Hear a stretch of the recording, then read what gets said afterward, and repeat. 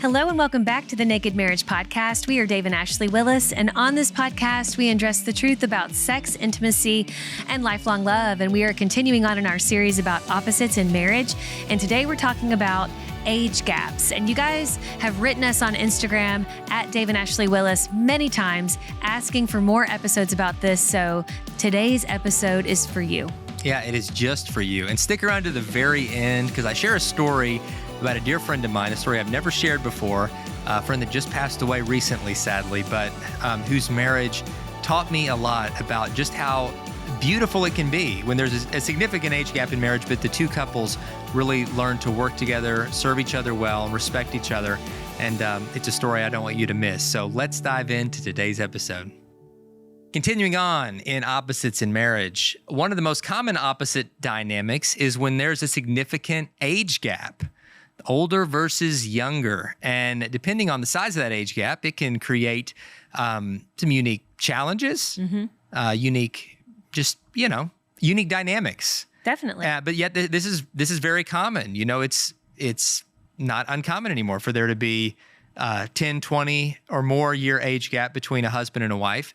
And you can have a healthy and vibrant and thriving marriage. And it's not always the man being older. I think the stereotype and certainly probably statistically more often when there's an age gap, it's the older man, younger woman. But more and more, we're seeing that equalizing a little bit. Very much so. With older women, younger men. And regardless of which gender is older, whenever there's a significant age gap, I think it does create a unique dynamic. I know Ashley and I have a significant age gap. We do not. We're like 2.5 years apart, but the way our birthdays fall, she's way into the whole generational thing. Like I'm not way into it. She's way into it. You guys, I'm not way into it. I promise. Way into it. And so she, I just looked at a chart. On the age chart, tells me that I'm Generation X technically, and she a Gen Xer is technically a millennial. No, I always have identified as a Gen Xer. That's what they called us in high school. You know? But listen. Well, I was born in 1981, and there are a lot of charts that for whatever reason they include 1981, but it cuts and off. I'm 78. And he's 78. October 26, 1978, if you're interested.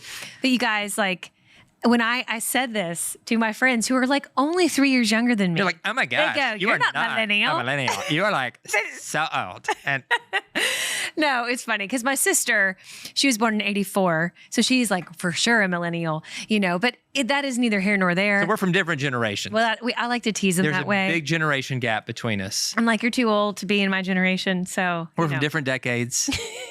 So I know. I love it. But I'm not way into it. He thinks I am just because I know. Because I said our kids are considered centennials, and you looked at me like I had a third eye and was obsessed in an occult about generations. I just like teasing you about it. That's the next opposite. When one of you is way into generation and one of you is not. No, I love it. I love everything you're into because I'm into you.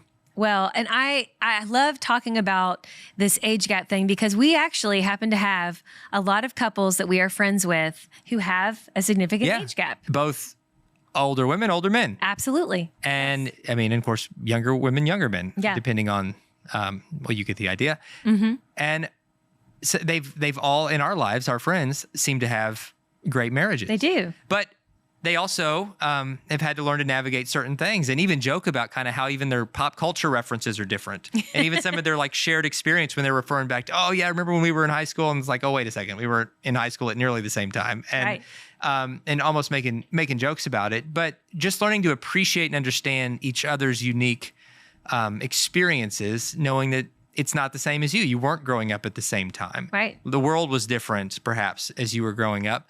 But you each bring a unique perspective.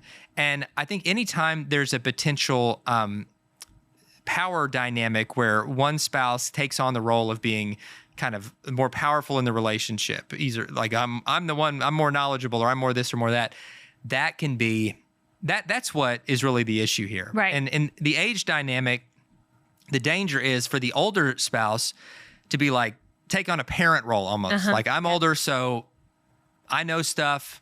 I've had more money coming into the marriage or whatever it might be. And so I've lived all this life before you. I've lived all this life and like, I'm really the one in charge. Like, we're technically partners and I love and appreciate you, but really I'm the one who is in charge here and knows what's going on. Or it could even be reversed. And the younger one could kind of like think, well, I'm the one with the energy. You're just old. Yeah. You're just old. Like, I'm the one with the energy here, and I'm the one that's actually able to get out there and do stuff. And you're the one who's falling apart on me and having all these creaky bones and health challenges. And so I'm going to make more decisions and I'm going to do, we've seen it go both ways. Right. And I think the main thing here is just like with any part of marriage is having such a deep respect for each other that you watch what you say. Like you're not going to say or do anything that's going to belittle your spouse. And, when you walk into a marriage where there is a significant age gap, you walk into that knowing that some people aren't going to get it.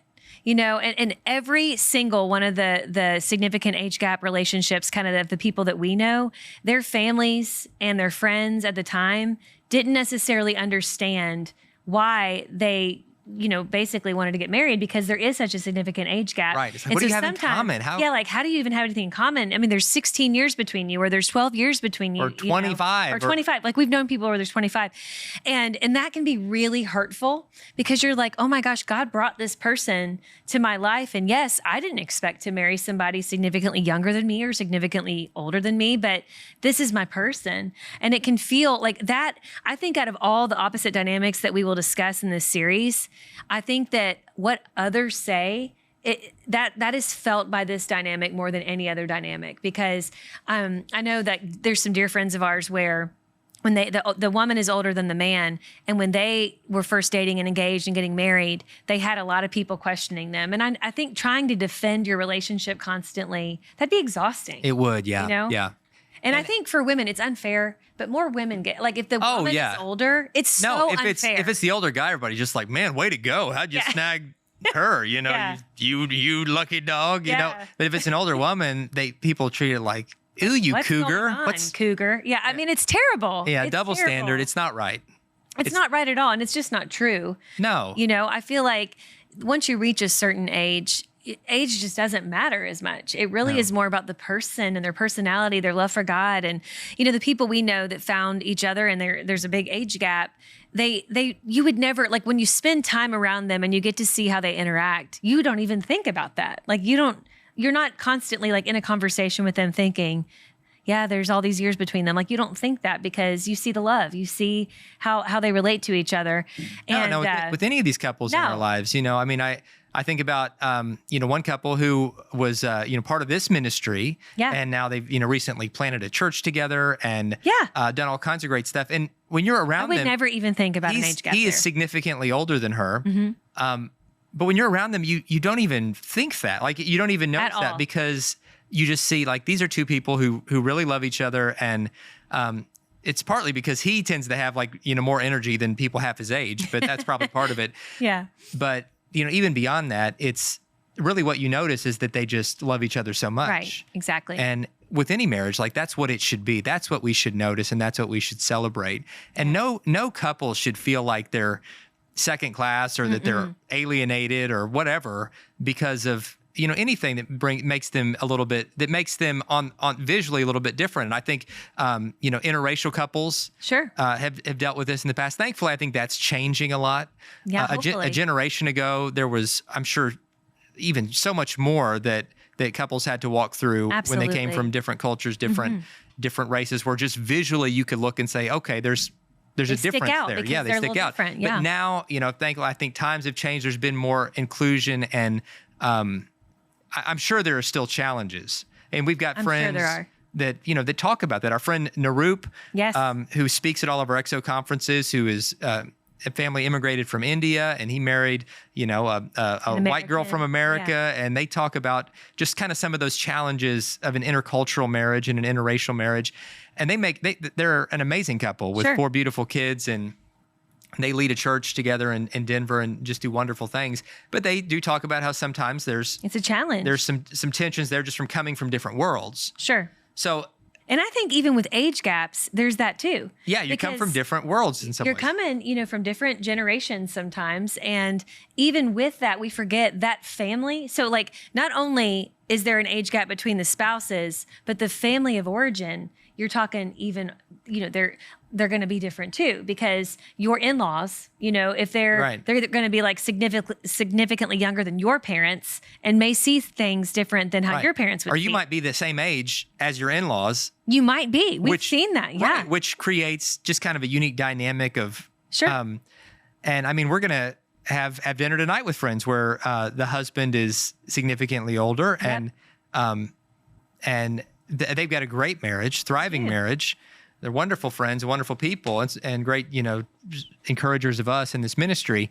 But that's probably something that they've talked about how they had to navigate. With the family dynamics, with the family, because he's closer in age probably to her parents than he is to her, right? And just the dynamic of all of that, and you gotta navigate it just with a lot of grace. We use that word a lot on here on the Naked Marriage podcast, but just having grace for all involved. And I think too, we do get messages from people who are in a marriage where there's a significant age gap. And it's usually from the person who's a little bit younger or a lot younger. And they're maybe at a crossroads where their spouse is aging. And they're starting to feel the effects of that age. Exactly. Because when they got together, there was still, they essentially felt like equals in terms of their, sexual attraction or all those other things. And now this older person, their energy is going down, their sex drive's going down. And this younger person's like, I'm feeling like I'm prematurely becoming a widow or widower or something. Right. Yeah. And it can be really hard. And I know I've heard from, like recently from a wife who dearly loves her husband, but she's like, he's not wanting to do stuff anymore. She's like, we had such a vibrant life together. And I don't think he has an illness per se, but it's just that he's aging and he's like, no, let's be at home more. Like he's retired and he's like, I don't want to be as busy. And she's like, I feel like I'm coming into the prime of my life. I think she was in her 40s and he's like in his 60s. And she said, but I don't want to miss out on the prime of my life. How do I navigate this? And I would say, in that situation, we've just got to be gut level honest. We have to say how we're feeling and say, listen, when I married you, I knew, I know how old you are. I know that there's a gap here, but would it be okay if we could find some kind of compromise where we're both getting what we want here, essentially, like where we're both getting some rest as you move, in this phase of retirement, and things that we can enjoy together. Exactly. But maybe I have some freedom to go out with the girls. Yeah. A little more often. She didn't get specific about the things she's wanting to do, but it might've been some career choices or, because when someone retires, they really want their spouse to be close to retirement because that's when they want to go and do maybe the travel or just have the freedom in the day to go do whatever they want and not have a work schedule holding them down. And she was like, I've got all these goals and I've got all these plans. And I think there's got to be some kind of compromise there where you both can come to an understanding where you're both feeling heard, feeling seen, and can make some decisions where you're both are able to get what you need, And I know it's a little bit tricky, but I would say to the spouse who is significantly older and you're kind of getting, more settled, maybe you are moving into retirement. Remember though how you were when your younger spouse was your age, or I'm sorry. Yeah. Remember how it was when you were your younger spouse's age, and in your heart of hearts, you don't want to take that away from them, right? Right. Marriage means wanting the best for each other. Exactly. In every season, even whether you're the same age or there's a vast difference, just wanting the best for each other. Right. And decide what is the best for you in this season and how do we get that for you? And then what is the best for us in this season and how do we get that for us? Knowing that every season's going to have unique challenges, unique blessings, and just be willing to embrace that. Yes. And keep working through it and talking through it. And I thank you for those who have written us about this. I think it's a great topic, an important topic, and so many people are in this dynamic. Yes. And there's not a lot out there about it. No, there's not.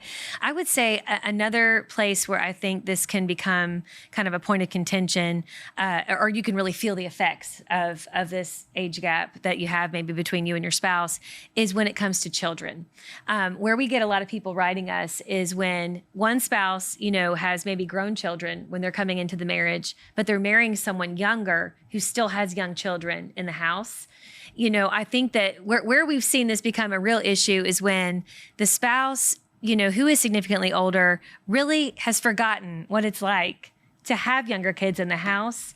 And they kind of have it in their mind, like, I just hope these kids grow up fast because let's get them out of here. I've grown kids. I've checked out. And you guys, you can't check out. Yeah. Like, you're that step parent. And you have a unique opportunity to love those kids and to be I love the term bonus dad or bonus mom. You have a unique opportunity to really love them in a special way, to encourage them while they're growing up. But if you don't do that, okay, and you're just constantly put off by them and just loathing the fact that they're children, they feel that. They really feel that. And the couples who do this well, they recognize, like, I'm past that time of raising kids, but again, who you're marrying. They're going to have those kids. It's just like with any blended family. But I think that when there's a gap and you've already raised the kids, that's where there's a lot of frustration. But you have to realize that when you chose to marry your spouse, the kids are coming too. Okay. And you got to embrace that. And I'll kind of tell one more story. I recently did a funeral for a dear friend of mine. His name was Rudy. We love Rudy. And Rudy died. Judy. And Judy. They're a wonderful couple. They've been part of our events in the past. They came to one of our early retreats and taught dance. Rudy was just one of the most full of life people I ever knew. Yes. And he just passed away at almost 90 years old. Mm-hmm. But he lived a full life, man, right up into these last few years when he had dementia, sadly. But all the way up until then, he was teaching dance and he was growing a garden and marrying people and doing all kinds of stuff. Awesome. And he and Judy were just such a great match. But he was significantly older. He was, I would say, at least 20 years older than Judy. And when they first got together, I would guess he was probably about 60. Mm-hmm. And Judy was probably, in her late 30s or so, and had a teenage daughter at the time. And so Rudy was long past he'd already raising his kids, and he could have just checked out and said, you know what, I'm done. Let's just 3 or 4 years until we get her out of the house and let's just move on. But he fully embraced that role of being a father to this girl and loving her and being there for her. And hearing his stepdaughter speak at his funeral about the way that he stepped up and gave his best and was just fully there in a season of life when, he could have easily just checked out. It was so touching, and it was so challenging to me to live life to the full and embrace every season and to be there, especially for the kids, the stepkids, any kids that God brings into your life. That is a sacred duty. Yeah. And they just made it work well. And so having done that funeral recently, that's one that was fresh on my mind. In fact, Judy gave me a cowboy hat and a belt buckle that was really meaningful to Rudy. And I those things are treasures to me. I put that hat on sometimes, and it's so sweet. It's just really a treasure. But anyway, it was a reminder about how it can be done well.